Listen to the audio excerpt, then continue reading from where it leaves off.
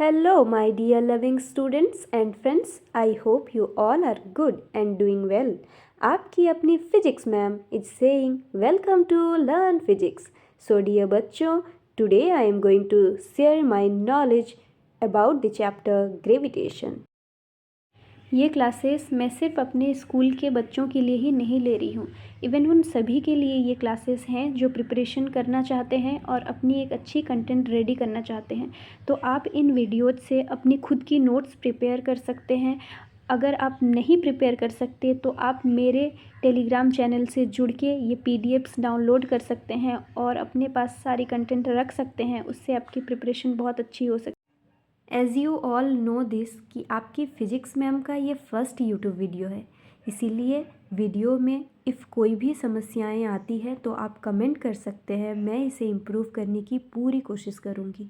In this video I will discuss all these topics. Okay, firstly we will discuss the introduction part, जिसमें gravitation versus gravity होंगे और हम इसे अच्छे से समझते हुए चलेंगे.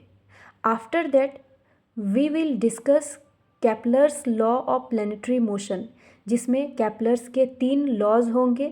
The law of orbit, the law of areal velocity and last one the law of time period. इस पे हम अच्छे से चर्चा करेंगे, समझेंगे. आफ्टर दिस हम नेक्स्ट वीडियो में इसकी आगे की पार्ट पढ़ेंगे. इसके आगे जो भी टॉपिक्स होंगे वो हम नेक्स्ट वीडियो में डिस्कस करेंगे. ओके बच्चों, अब बातें ख़त्म करते हैं और ग्रेविटेशन की दुनिया में एंटर करते हैं. Firstly I want to familiar you to these 2 words. वो कौन से 2 वर्ड्स हैं? वो है gravitation and gravity. Phenomenon of force of attraction between any 2 bodies. It means कि दुनिया में कोई भी 2 ऑब्जेक्ट, वो आप और मैं भी हो सकती हूँ इफ़ ये ऑफलाइन क्लास होती तो. इसका मतलब ये है कि इस दुनिया में कोई भी 2 ऑब्जेक्ट अगर आमने सामने हो या उनके बीच में फोर्स ऑफ अट्रैक्शन लग रही हो तो उसे हम ग्रेविटेशन कहेंगे. और ये जाहिर सी बात है कि हर 2 ऑब्जेक्ट के बीच में फोर्स ऑफ अट्रैक्शन होती ही है. नेक्स्ट हम ग्रेविटी की बात करते हैं. Force of attraction between earth and any object lying on और नियर इट इज सरफेस. मतलब क्या है कि फोर्स ऑफ अट्रैक्शन तो इसमें भी होंगी, बट इसमें एक नियत शब्द जो कि अर्थ है उसका होना निश्चित है. इसमें आप और हम हो सकते हैं बट दोनों नहीं हो सकते. उसमें एक का अर्थ होना बहुत ज़रूरी है. मतलब अर्थ इसमें होगा ही होगा, इसके अलावा कोई दूसरी ऑब्जेक्ट भी हो सकती है. तो ग्रेविटी में फ़र्क इतना ही है ग्रेविटेशन से कि इसमें अर्थ होगी और अर्थ के साथ साथ कोई एक ऑब्जेक्ट हो सकता है. या तो वो अर्थ के सरफेस में भी हो सकता है या फिर अर्थ में भी वो प्रेजेंट हो सकता है. उनके बीच में जो भी फोर्स ऑफ अट्रैक्शन लगेंगी उसे हम ग्रेविटी कहेंगे.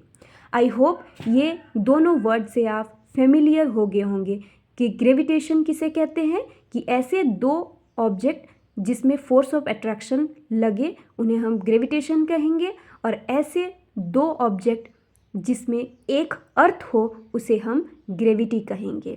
आपके सामने यहाँ पे कुछ विजुअलाइजेशन दिखाए हुए हैं जिसमें एक अर्थ है और एक बॉल है. तो वो किसका एग्जाम्पल शो हो रहा है? वो ग्रेविटी का एग्जाम्पल शो हो रहा है. एक ग्रेविटेशन के लिए दिखाया गया है कि एक मैं हूँ और एक बॉल है, तो वो किसके लिए है? वो ग्रेविटेशन के लिए. आई होप ये क्लियर है. चलिए नेक्स्ट की ओर बढ़ते हैं. अब हम अपने next topic Kepler's law of planetary motion पर डिस्कस करेंगे. Kepler's first law of planetary motion is the law of orbit. Every planet revolves in an elliptical path or orbit.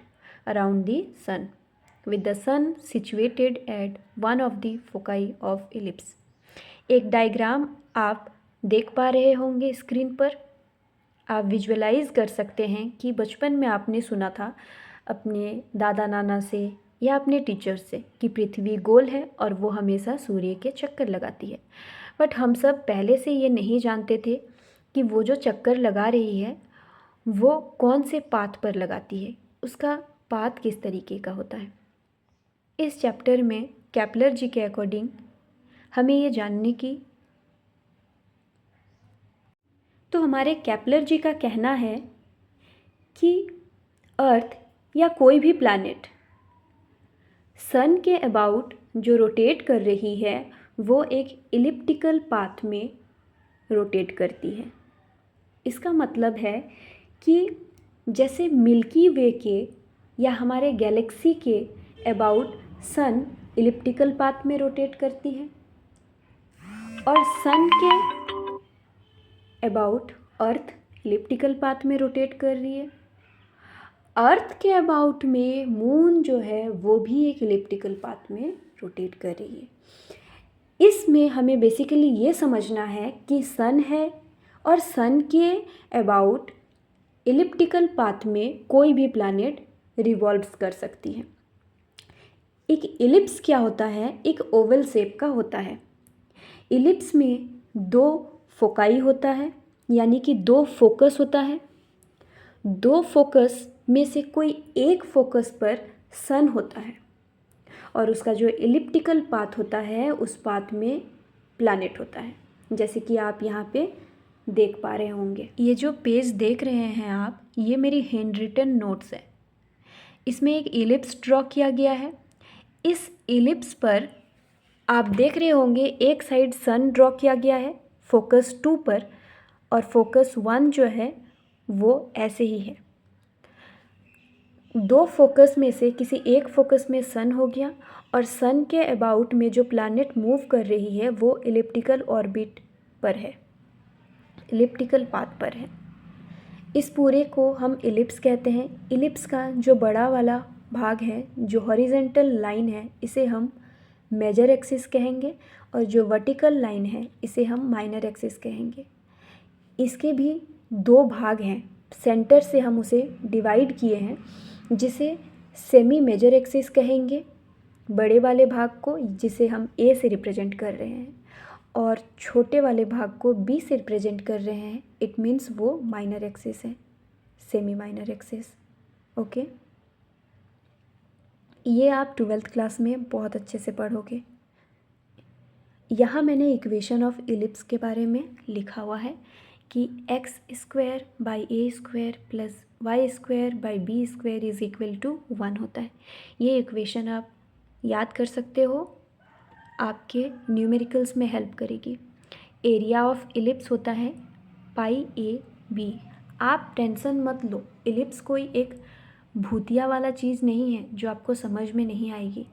इसके पहले आपने कभी पढ़ा नहीं होगा, इसीलिए आपको थोड़ा सा मुश्किल लग रहा है, पर इसके बारे में डिटेल्स आप मैथ्स में पढ़ोगे।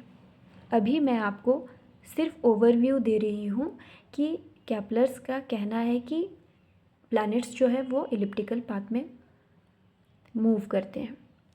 बस आपको वो जानना है। थोड़ा बहुत इलिप्स के बारे में भी आपको जानना है। इलिप्स में सन और सेंटर के बीच के डिस्टेंस को हम इसेंट्रिसिटी भी बोल रहे हैं। इसेंट्रिसिटी का मतलब होता है कि ये एक नॉन नेगेटिव रियल नंबर है, जिससे ये मेजर कर सकते हैं कि कॉनिक सेक्शन कितना डेविएट हो रहा है सर्कुलर से। इसका मतलब क्या है, हम समझते हैं कि एक सर्कल होता है और सर्कल जब थोड़ा सा डेविएट हो जाता है तो एक ओवल शेप ले लेता है, जिसे ही हम इलिप्स कह रहे हैं। इसेंट्रिसिटी जो है वो सर्कल में भी होता है, इलिप्स में भी होता है, इवन हाइपरबोला और पैराबोला में भी होता है।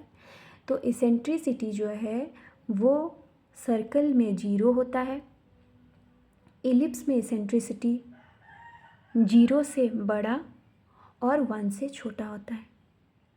यही पैराबोला में eccentricity is equal to 1 and hyperbola में ग्रेटर देन 1 होता है। आई होप आप समझ गए होंगे। इतनी इन्फॉर्मेशन आपके लिए सफिशियंट है केपलर्स के फर्स्ट लॉ के लिए। We can discuss Kepler's second law of planetary motion, that is the law of areal velocity. The line joining a planet to the sun sweeps equal area in equal interval of time. यहाँ पर एक word sweeps है, इस जगह पर हम sweeps out भी या स्वेप्ट आउट भी यूज कर सकते थे। इसका मतलब क्या है?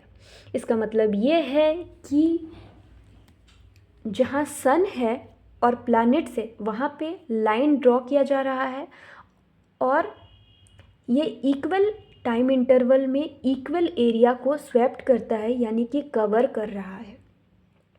ठीक है, जब भी सन और प्लैनेट नज़दीक होंगे तो वहाँ पोटेंशियल एनर्जी कम होगी, जिसके वजह से काइनेटिक एनर्जी बहुत ज़्यादा होगी और वो बहुत तेज़ी से वहाँ से मूव कर सकती है। वो बहुत तेज़ी से वहाँ से मूव करेगी तो जाहिर सी बात है कि वो बहुत ज़्यादा एरिया कवर कर सकती है। ठीक है, वहीं दूसरी ओर जब सन प्लैनेट से दूर है तो उसे टाइम ज़्यादा लग रहा है, पर वो कम एरिया कवर करते हुए जा रही है। तो यहाँ कुछ ऐसा सिचुएशन क्रिएट होता है कि इक्वल इंटरवल ऑफ टाइम में हम इक्वल एरिया कवर कर सकते हैं, जब सन नज़दीक हो तब भी और जब सन प्लैनेट से दूर हो तब भी वो सेम एरिया कवर करता है सेम टाइम इंटरवल में। यहाँ तेज़ी से होगा जब प्लैनेट सामने होगा और जब प्लैनेट दूर होगा तो थोड़ा सा धीरे धीरे होगा, बट सेम टाइमिंग में सेम एरिया को कवर कर रहे होंगे। ये जो है law of conservation of angular momentum पर बेस्ड होता है। ऐसे ज्वाइनिंग किया जाता है जिससे कि वो इक्वल इंटरवल ऑफ टाइम में इसे कंप्लीट कर सके। इस लॉ में हमें कुछ इम्पॉर्टेंट फार्मूला भी देखने को मिलता है, जो कि आप इस पेज में देख रहे होंगे। मैंने अभी बोला आपको कि इक्वल एरिया में वो इक्वल टाइम इंटरवल में इक्वल एरिया कवर कर रहा होता है। इसका मतलब है कि dA/dt is equal to L bar, it means it is a angular momentum by 2m is equal to constant. मतलब क्या है यहाँ पे, आप ऊपर में देखें कि based on law of conservation of momentum यहाँ पे एंगुलर मोमेंटम जो है वो कांस्टेंट होता है। ठीक है, और एरियल वेलोसिटी भी कांस्टेंट होता है। ये फॉर्मूला कैसे आया, इसे हम प्रूव कर सकते हैं। हम जानते हैं कि external torque is equal to 0 होता है, क्योंकि वो एक इलिप्स में फोर्स लगा रहा है। अंदर से फोर्स लग रहा है, बाहर से भी फोर्स लग रहा होगा, जिसे हम external torque is equal to 0 यानी कि dL/dt इज इक्वल टू 0 बोल सकते हैं। जब dL/dt 0 हो रहा है तो एंगुलर मोमेंटम ऑब्वियसली कांस्टेंट होगा। ठीक है, यहाँ एक डायग्राम जो आपको दिख रहा होगा ट्रायंगल शेप का, वो एक्चुअली ऊपर से लिया गया है।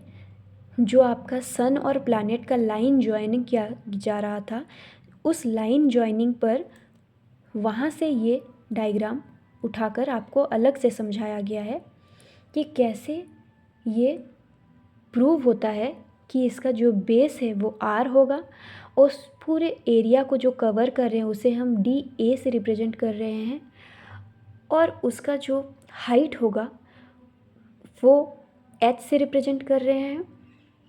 उसका एक एंगल पाई होगा तो दूसरी साइड पाई माइनस थीटा हम लिख सकते हैं। ठीक है,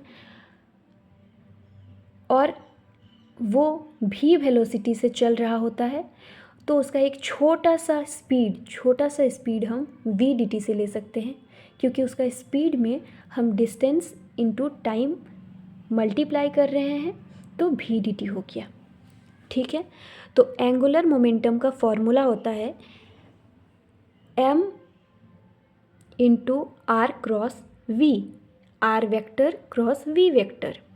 So aerial velocity is dA equal to 1/2 base into height, 1/2 into r into भी डी टी साइन थीटा. ये कहाँ से आया? ये हमने हाइट इज इक्वल टू निकाला है कि हाइट इक्वल टू भी D T sine pi minus theta, तो वहाँ से हमने ये पुट किया है यहाँ पर. ठीक है. और D A is equal to 1/2, ऊपर में भी m से मल्टीप्लाई किया गया है और नीचे में भी. ठीक है. m/m यहाँ मल्टीप्लाई डिवाइड किया गया, r भी sine theta as it is लिख दिया जा रहा है.